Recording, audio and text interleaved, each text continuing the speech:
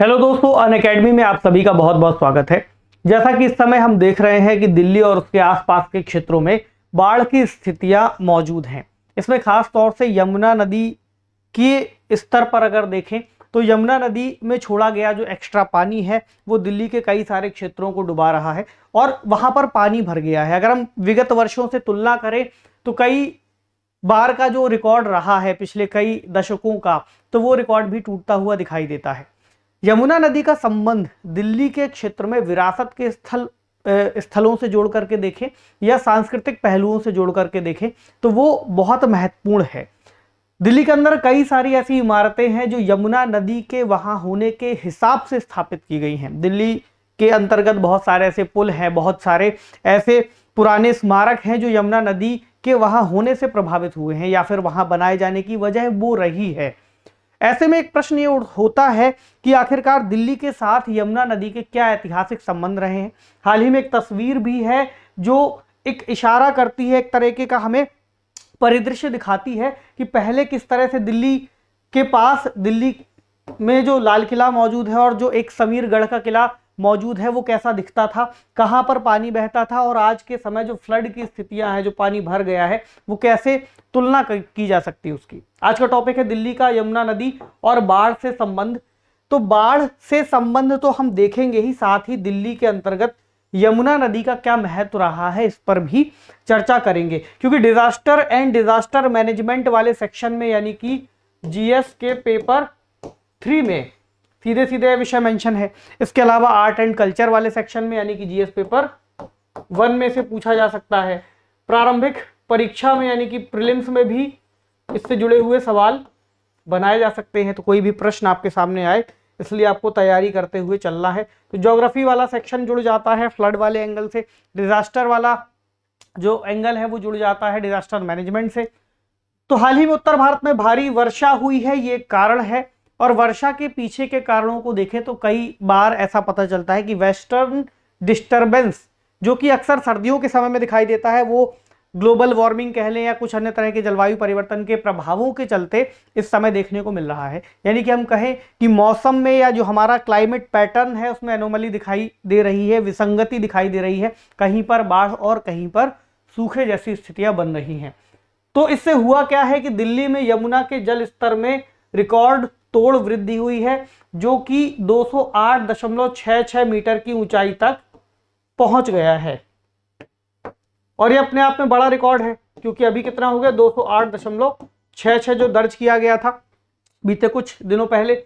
1978 का अगर आप आंकड़ा देखते हैं तो ये 207.49 रहा है। तो आप कह सकते हैं 1978 के बाद से बड़ा रिकॉर्ड है, जो कि पहले भी आपने कई सारे खबरों में सुन लिया होगा। एक तस्वीर है जो सोशल मीडिया में बहुत ज्यादा सर्कुलेट की जा रही है, जो कि कुछ इस तरह से दिखती है। ये तस्वीर काफी पुरानी है, 19वीं सदी के आसपास बनाई गई है। और यहाँ पर आपको लाल किला दिख रहा है और सलीमगढ़ का किला दिख रहा है, जो लगभग 1546 के आसपास शेर शाह सूरी के पुत्र सलीम शाह ने बनवाया था। यहाँ पर आपको दिख रहा है लाल किला, जो कि 1650 या उसके आसपास, उसके बाद निर्मित किया गया था। तो इसके बीच में एक पुल है, इस पुल में आपको दिख रहा है, इसके बाद यहाँ पर नदी बह रही है और लोग नौकायन जैसा कर रहे हैं। ये चित्र अपने आप में क्या दर्शाता है? इससे हमें ये पता चलता है कि संभवतः एक समय इस स्थान पर नदी का बहाव रहा होगा, जहां पर आज हमने सड़कों का निर्माण देखा है और वाहनों की आवाजाही देखी है। ठीक, शुरू में जो चित्र था हमने शुरुआत में ही देखा था, फिर से एक बार आपको दिखा दे, ये वाला। तो ये यही वाला क्षेत्र है जो आज के समय हमें सड़क बना हुआ दिखाई देता है। तो इससे एक प्रश्न ये भी उठा कि एक समय जहां पर नदी बहती थी वहां पर पुल बना हुआ था, आज वो उस तरीके से नहीं दिखता, तो नदी कहां गई? जबकि नदी आज भी मौजूद है। तो नदी ने अपना स्थान बदला है। तो नदियां स्थान बदलती हैं, इससे हमें यह भी पता चलता है। तो एक प्रश्न ये पूछा जाएगा कि नदियां स्थान क्यों बदलती हैं? अब इस पर बात करते हैं। तो चित्रकला पेंटिंग के बारे में पहले समझ लें। इसे इंपीरियल दिल्ली की स्मृति में एक चित्रकला पेंटिंग के रूप में बनाया गया था मजहर अली खान द्वारा, जो कि चार्ल्स मेटकॉफ के समय में नियुक्त किए गए थे। और सलीमगढ़ किले के बारे में हमने चर्चा कर ली, जो कि शेरशाह सूरी के पुत्र ने बनवाया था। अब आते हैं दिल्ली का भूगोल और यमुना नदी पर। तो यमुना नदी के साथ जो दिल्ली का संबंध है वो काफी पुराना है। यह नदी शहर को दो भागों में विभाजित करती है, जहां पर पुरानी दिल्ली और नई दिल्ली का क्षेत्र आता है। लाल किले की भी अगर आप स्थापना को देखेंगे तो एक समय यमुना नदी से लाल किले को सुरक्षा मिलती थी, इस हिसाब से उसको निर्मित किया गया था। यमुना नदी के जल का उपयोग लाल किले के भीतर भी किया जाता था। ठीक, तो यमुना नदी शहर के लिए जीवन रेखा तो है ही, बहुत सारे लोग उसके आसपास रहते थे, लेकिन काफी समय से यह भी देखा गया है कि इसकी वजह से शहर को बाढ़ का खतरा भी रहा है। अगर आप नई दिल्ली की जब राजधानी स्थापना या स्थानांतरण की बात आई थी, जो आज के समय नई दिल्ली का क्षेत्र हमें दिखाई देता है, तो 1911 के समय में दिल्ली में एक क्षेत्र पड़ता है कोरोनेशन पार्क, उत्तरी दिल्ली के पास। तो पहले कोरोनेशन पार्क वाले क्षेत्र के आसपास का क्षेत्र राजधानी के रूप में उन्होंने डिसाइड किया था, यहां पर राजधानी का निर्माण करेंगे। लेकिन उस समय आई बाढ़, और बाढ़ की वजह से इसके आसपास का जो भी एरिया था, चाहे वो कोरोनेशन पार्क के पास वाला एरिया हो, मॉडल टाउन का एरिया हो, सिविल लाइंस का एरिया हो, या फिर उसी से जुड़े हुए और आसपास के क्षेत्र, वो जलमग्न हुए। जब हुए तो फिर उस चीज को कहां लेकर के जाया गया? रायसीना हिल्स पर,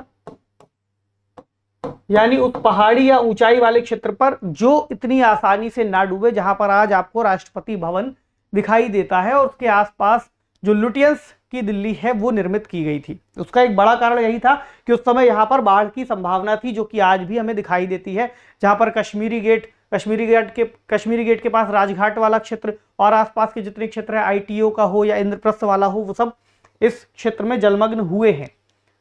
तो अब एक सवाल ये होगा कि नगरीय अथवा शहरी बाढ़ के कौन कौन से कारण हैं। अब ये वाला सेक्शन आ जाएगा आपका आपदा प्रबंधन पर।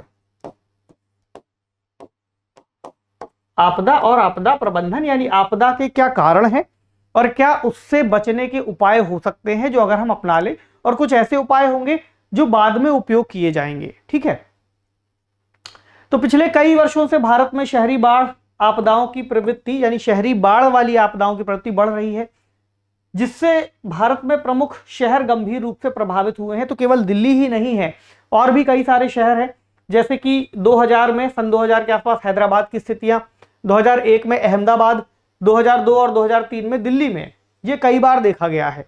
और हालिया विनाशकारी बाढ़ को अगर आप देखें तो 2014 में श्रीनगर और 2015 में चेन्नई के उदाहरण हमें दिखाई देते हैं। एक सवाल ये होगा कि आखिरकार दिल्ली शहरी बाढ़ की चपेट में क्यों है? ऐसे कौन कौन से तकनीकी कारण है जो आपको, एक मिनट, हाँ, तो ऐसे कौन कौन से तकनीकी कारण हैं जो आपको परीक्षा में लिखने हो सकते हैं? इनको एक एक करके समझते हैं। पहला है प्राकृतिक और मानव निर्मित कारकों का संयोजन, यानी कि कई सारे ऐसे कारण हो सकते हैं जो प्राकृतिक रूप से मौजूद रहे, यानी कि हो सकता है बहुत ज़्यादा बारिश हो गई, बहुत ज़्यादा बारिश के चलते बहुत ज़्यादा जल भराव हो गया, जल भराव के चलते जो बांध बने थे, बांधों से जल को छोड़ना पड़ा, एक ये कारण हो सकता है। दूसरा, अगर मानव निर्मित कारकों की बात करें तो उस पर भी कई सारे बातें हो सकती हैं, जैसे कि शहरीकरण, यानी कि हम जो कंक्रीट का जंगल बना रहे हैं उससे जल के जो निकासी के मार्ग थे, निकासी की स्थितियां थी, वो अपने आप में वैसी नहीं रह गई। दूसरा, भौगोलिक कारकों में अगर देखें तो नदी के उच्च जल ग्रहण क्षेत्रों में भारी वर्षा हुई है। तीसरा, जल निकासी प्रणाली की बात करनी चाहिए, क्योंकि अगर जल भर रहा है तो जल के निकलने के लिए मार्ग होना चाहिए। ऐसे में तेजी से बढ़ते शहरीकरण की वजह से और ठीक से जल मार्गों की निकासी ना देने के चलते, या हम कहें प्लान्ड तरीके से शहरीकरण के ना होने की वजह से ऐसा हुआ है। तो ये एक असर है जिसकी वजह से व्यवस्था खराब हुई है। और जल निकायों का अतिक्रमण, यानी कि जितने भी जल निकाय, अगर हम वेटलैंड्स की बात करें या कुछ ऐसे एरियाज जहां से जल की निकासी होती थी, वहां पर आज के समय में कंस्ट्रक्शंस हो गए हैं। इसके अलावा जो जल के अवशोषण की स्थितियां थी, जो सतह में जल को अवशोषित कर लिया जाता था, वहां पर बहुत सारे पेड़ पौधे होते थे, जंगल होते थे, जो कि अपनी जड़ों में जल को बांध करके रखते थे। तो ये ना होने की वजह से या इनकी कटाई होने की वजह से जो ग्राउंड वाटर रिचार्ज की बात आती है वो भी नहीं हो पाती, और जल मिट्टी को काटते हुए फिर आगे की ओर बढ़ जाता है, जिससे हमें मिट्टी का कटाव भी देखने को मिलता है। यूपीएससी ने बहुत सारे प्रश्न इस पर पूछे हैं कि आखिरकार वे कौन कौन से शहरीकरण के चलते कारण है जिसकी वजह से तटीय क्षेत्रों में जो मिट्टी का कटाव है वो बहुत ज्यादा बढ़ता जा रहा है। इसके अलावा अपशिष्ट प्रबंधन की अनुचित प्रथाएं, जल निकासी प्रणाली में अवरोधन और रुकावट की किसी तरीके से उसको रोक दिया गया है, वहां पर कुछ डंप कर दिया गया है। इसके अलावा जलवायु परिवर्तन भी है कि चरम मौसम की घटनाओं की आवृत्ति और तीव्रता यानी उनकी इंटेंसिटी और उनको बार बार उनके घटित होने की वजह से भी जो बारिश का स्तर है वो बढ़ गया है। ये भी एक कारण है जो आपको लिखना होगा। तो दिल्ली में शहरी बाढ़ का समाधान कैसे होगा, कुछ उपाय भी हमें सुझाने होंगे, क्योंकि केवल समस्या को आइडेंटिफाई करना अपने आप में पर्याप्त नहीं है, खासतौर से यूपीएससी की परीक्षा के लिए। तो पहला है, दिल्ली में शहरी बाढ़ से निपटने के लिए एक व्यापक दृष्टिकोण की आवश्यकता है, यानी हमें इस पूरी गतिविधि को एक बड़े स्तर पर समझना होगा। दूसरा, हमें बाढ़ से निपटने की कुछ योजनाएं बनानी होंगी जो हमारे स्तर पर हो, यानी कि प्रशासन के स्तर पर निर्मित की जाए, और वहां पर जो भी अधिकारी होंगे उनकी जवाबदेही सुनिश्चित करनी होगी। मान लीजिए कोई एक आदेश आया है जहां पर सभी सीवर लाइंस को या फिर सभी जल निकासी प्रणालियों को दुरुस्त किया जाना है, लेकिन उस पर ग्राउंड लेवल पर कितना काम हुआ है हमें ये भी देखना होगा। और ये तभी संभव है जब इससे जुड़ा हुआ एक मैकेनिज्म तैयार किया जाए जिसमें सभी की रिस्पॉन्सिबिलिटी तय हो, और ना होने पर, ऐसे कामों के ना होने पर उससे जुड़ा हुआ कोई कंपनसेशन जोड़ा जाए। तो दिल्ली में शहरी बाढ़ के समाधान में ये भी होगा कि हमें जल निकासी से जुड़े हुए इंफ्रास्ट्रक्चर को बेहतर करना है।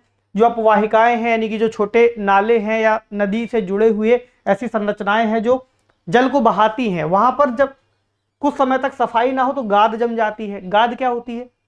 गाद बेसिकली मिट्टी के छोटे छोटे कण हैं जो सतह पर या उसके जमीनी स्तर पर बैठ जाते हैं, और फिर वहां पर नदी का जल उथले स्तर पर रहता है। नदी की बात करें या उन नालों की बात करें जो आसपास बने हुए हैं, और तेजी से जब पानी आता है तो अचानक से तो पूरा ऊपर आ जाता है और फिर शहरी क्षेत्रों की ओर बढ़ जाता है। ऐसे में उसकी सफाई की जानी भी बहुत आवश्यक है। इसके अलावा विकृत सतहों को बढ़ावा और अपवाहिकाओं और नदियों की लंबाई के साथ हरित स्पंज बनाना, ये बेसिकली ऐसी बात है कि मान लीजिए नदी का बहाव इस तरह से है तो आसपास के क्षेत्रों में हम कुछ पेड़ पौधों की स्थितियां कर सकते हैं कि ताकि जब पानी का बहाव कभी होगा तो वहां पर पानी उस तरह से कटाव नहीं कर पाएगा, शहर की ओर नहीं बढ़ पाएगा और जमीन के स्तर पर संरक्षित कर लिया जाएगा। इसके अलावा जल निकायों और बाढ़ क्षेत्रों की बहाली, यानी ऐसे क्षेत्रों को हमें कुछ खुला छोड़ना होगा जो नदी में बाढ़ आने के बावजूद मौजूद रहें और वहां पर कोई मनुष्य की बसावट ना हो।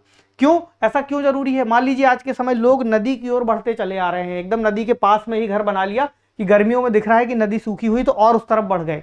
लेकिन जब नदी में जल छोड़ा जाएगा या प्राकृतिक स्थितियों के चलते जल भराव होगा, तब सबसे पहले वही लोग इसका शिकार होंगे जो उसके बिल्कुल नजदीक में रहने के लिए आ गए हैं। इसके अलावा नदियों के किनारे हरित क्षेत्र को बनाना ये भी बहुत आवश्यक होगा, यानी कि अगर हमें नदी को संरक्षित रखना है और उसको जीवित भी बनाए रखना है, ऐसे में हरियाली या वनों का होना बहुत ज्यादा आवश्यक है। आपने कावेरी नदी के आसपास का क्षेत्र देखा होगा और एक कैंप चला था कावेरी कॉलिंग करके।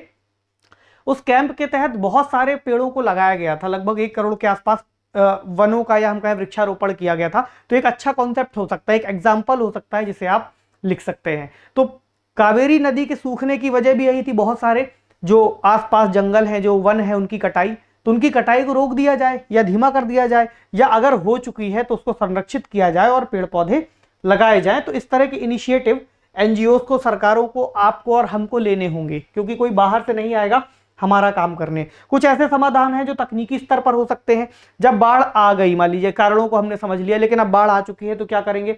फ्लड रिस्क और मैपिंग जोनिंग, यानी कि बाढ़ किन किन क्षेत्रों पर आई है उसकी एक मैपिंग की जाए, कितना रिस्क है इसको नोट किया जाए, ताकि हम आपदा प्रबंधन वाली स्थिति पर आ सकें। आपदा के आने के बाद उसको प्रबंधित करना बहुत आवश्यक है। तो प्रबंधन के लिए हमें मैपिंग करनी होगी, जोन को डिसाइड करना होगा, लोगों को अलर्ट करना होगा ताकि वो उन क्षेत्रों से दूर रहें। हमें ट्रैफिक का मैनेजमेंट करना होगा ताकि लोग वहां से ना गुजरें। अगर किसी क्षेत्र के आसपास कोई इंफ्रास्ट्रक्चर की क्षति हो जाती है, मान लीजिए कोई सड़क टूट जाती है या कोई पुल टूट जाता है, तो लोग वहां से ना जाएं, क्योंकि हो सकता है कोई सड़क दुर्घटना या हादसा हो जाए। दूसरा, flood forecasting and early warning system, यानी कि हमें ये पता हो कि किस समय बाढ़ आने वाली है। ठीक है, जैसे मौसम विभाग की तरफ से जानकारी मिलती है कि फला दिन इतनी बारिश होगी, तो वो अलर्ट देते हैं। ठीक है, और वार्निंग भी देते हैं। लैंड यूज प्लानिंग, कि हमें किस जगह का इस्तेमाल करना है, किस जगह को खुला छोड़ना है, कहां पर वृक्ष लगाने हैं, कहां पर दलदली भूमि को रखना है, वेटलैंड्स को रखना है। फ्लड प्रूफिंग, ऐसे एरिया जहां पर बाढ़ आने की संभावना होती है वहां से कटाव से बचने के लिए ऐसी व्यवस्थाओं को या ऐसी संरचनाओं को निर्मित किया जा सकता है जिससे बाढ़ वाले क्षेत्रों का प्रभाव या बाढ़ का प्रभाव उन क्षेत्रों पर कम हो सकता है। Enforcing code for building and municipal drainage, यानी कि हमें उन नियमों को तय करना होगा जो आसपास मकानों के निर्माण से संबंधित हैं, और साथ ही नगर पालिकाओं, नगर निगमों के द्वारा जो सिस्टम बनाया गया है जल निकासी का, वो ठीक से काम कर सके, उसकी एक नियमावली बनाई जा सकती है कि हमें हर महीने या हर 6 महीने में, हर 3 महीने में निरीक्षण करना है कि क्या वे नालियां जो बनाई गई थी आज वो इतनी कैपेबल हैं, या कैपेबल नहीं है तो क्या वाकई में वो इतनी साफ सुथरी हैं कि उनसे पानी का बहाव हो सके। अगला, फ्लड रिस्क से जुड़ा हुआ एक इंफॉर्मेशन सिस्टम को बनाया जा सकता है ताकि हमको जानकारियां सही समय पर मिल सके और कम से कम लोगों को इसका नुकसान उठाना पड़े। तो दोनों ही पक्ष हो सकते हैं। क्योंकि दिल्ली के संदर्भ में यमुना नदी का विशेष महत्व रहा है, ऐसे में यमुना नदी का संरक्षण आवश्यक है। हमने एक बात और की थी कि नदियां रास्ता क्यों बदल रही हैं। अगर आप देखेंगे तो 1778 के बाद से लगभग गंगा नदी ने भी अपने क्षेत्र को लगभग 35 किलोमीटर तक बदल दिया है।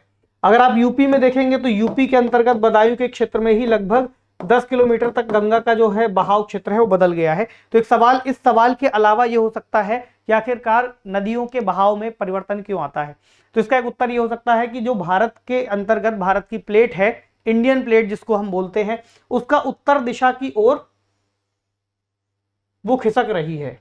ठीक है, तो उत्तर दिशा की ओर इसके खिसकने की वजह से ही हमें पता है कि हिमालय की जो ऊंचाई है वो बढ़ रही है और नदियों का मार्ग अपने आप में कहीं ना कहीं चेंज हो रहा है। तो ये इससे जुड़ा हुआ एक कारण है जिसके चलते नदियां अपने क्षेत्र को परिवर्तित करती हैं, और जलभराव वाले क्षेत्र में या नदियों के आसपास का जो अपवाह क्षेत्र है वो एक आसान रास्ता होता है या आसान स्थिति होती है जिसकी वजह से नदी अपना रास्ता बदल लेती है। ऐसा ही यमुना के साथ भी हुआ है, जहां पर पहले के समय में यमुना बहती थी, जो रिंग रोड के आसपास का क्षेत्र है, आज उसने वहां से अपना रास्ता थोड़ा सा बदल दिया है और कुछ किलोमीटर दूर तक शिफ्ट हो गई है। अब आते हैं इस प्रश्न पर, भारत के शहरों में शहरी अथवा नगरीय बाढ़ का खतरा क्यों है। क्या आपको लगता है कि शहरी बाढ़ के कुप्रबंधन के लिए स्थानीय शासन जिम्मेदार हैं? तो अगर आप इसको बताते हैं कि हाँ ये जिम्मेदार है, तो आपको कारण बताने होंगे और कारण के अलावा उन समाधानों पर भी चर्चा करनी होगी, ताकि आपका उत्तर केवल एक आरोप ना लगे बल्कि एक बेहतर उत्तर के साथ साथ एक समाधान भी उसमें छुपा हो, ताकि अगला व्यक्ति जब उसको पढ़ेगा तो उसको समझ में आए कि आप कारण के साथ साथ एक समाधान भी प्रस्तुत कर सकते हैं। तो इसको लिखने का प्रयास आप कीजिएगा, 250 शब्दों में इसे लिख सकते हैं। आपसे मिलते हैं अगले सेशन में किसी और प्रोग्राम के साथ। पढ़ते रहिए, खूब सारा ख्याल रखिए, शुक्रिया।